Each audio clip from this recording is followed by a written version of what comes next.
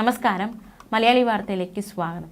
3 മാസത്തോളം നീണ്ട ജയിൽവാസത്തിന് ശേഷം അരവിന്ദ് കെജ്രിവാൾ പുറത്തേക്ക് വരികയാണ്.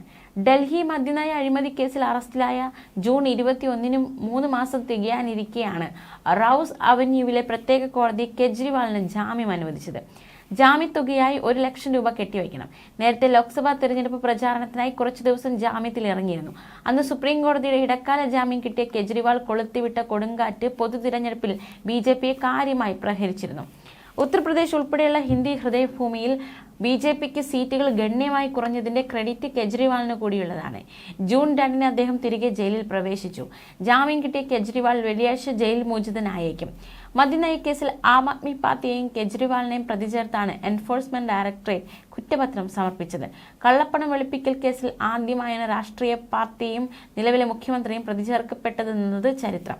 തീഹാർ ജയിലിനകത്തേക്ക് കയറിയ മുഖ്യമന്ത്രിയായില്ല, മറിച്ച് ആം ആദ്മി പാർട്ടിയുടെയും ഇന്ത്യ സഖ്യത്തിന്റെയും അമരക്കാരനായാണ് കെജ്രിവാൾ പുറത്തിറങ്ങുന്നത്. കെജ്രിവാൾ ജയിലിൽ കിടന്ന നാളുകളിൽ ഡൽഹി, പഞ്ചാബ്, ഗുജറാത്ത് സംസ്ഥാനങ്ങളിൽ ഭാര്യ സുനിത കെജ്രിവാൾ തിരഞ്ഞെടുപ്പ് പ്രചാരണത്തിന് ഇറങ്ങി.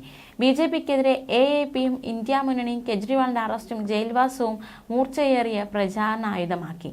കെജ്രിവാൾ പുറത്തിറങ്ങിയപ്പോൾ അദ്ദേഹത്തെ മുൻനിർത്തി ഇന്ത്യ സഖ്യത്തിന്റെ റാലികൾ നടന്നു. മറാത്തയിലെ ഗ്രാമത്തലവൻ അണ്ണാ ഹസാരെ 2ാം ഗാന്ധി എന്ന് വിശേഷിപ്പിച്ചാണ് പൊതുരംഗത്ത് കെജ്രിവാൾ പ്രത്യക്ഷനായത്. ഹസാരയുടെ നിരാഹാര സമരത്തിന്റെ അരങ്ങും അണിയറയും കൈയടക്കി ആൾക്കൂട്ടത്തെ നിയന്ത്രിക്കാനും നയിക്കാനുമുള്ള ഊർജ്ജതന്ത്രം സ്വന്തമാക്കി. 2 ദശാബ്ദത്തിലേറെയായി ഡൽഹിയിൽ അധികാരത്തിന് പുറത്തു നിൽക്കുകയാണ് BJP. പ്രധാനമന്ത്രി നരേന്ദ്രമോദിയും ആഭ്യന്തരമന്ത്രി അമിത്ഷായും ആഞ്ഞു ശ്രമിച്ചിട്ടും ഡൽഹി കിട്ടിയിരുന്നില്ല. അതിന് ഒറ്റ ഉത്തരമേയുള്ളൂ: കെജ്രിവാൾ.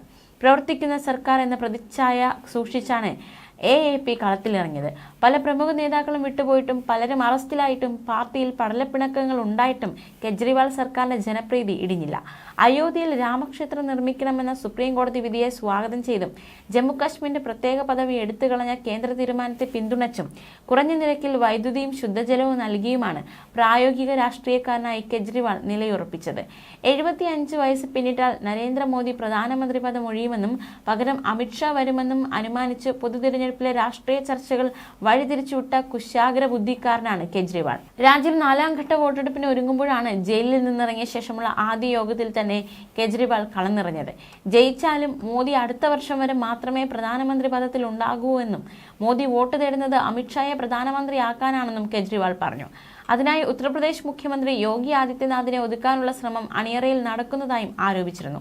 പിന്നാലെ വിശദീകരണവുമായി അമിത്ഷാ രംഗത്തെത്തിയെന്നതും കെജ്രിവാളിന്റെ വാക്കുകളുടെ മൂർച്ചയ്ക്കുള്ള തെളിവായി. BJPയുടെ ഭരണഘടനയിൽ 75 വയസ്സെന്ന പരിധിയില്ലെന്നും ഇക്കാര്യത്തിൽ പാർട്ടിക്ക് ആശയക്കുഴപ്പമില്ലെന്നുമാണ് അമിത്ഷാ പറഞ്ഞത്.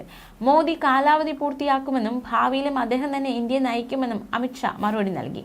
എന്തായാലും പുറത്തിറങ്ങിയ കെജ്രിവാളിനെ പേടിക്കണം. ന്യൂസ് ഡെസ്ക്, മലയാളി വാർത്ത.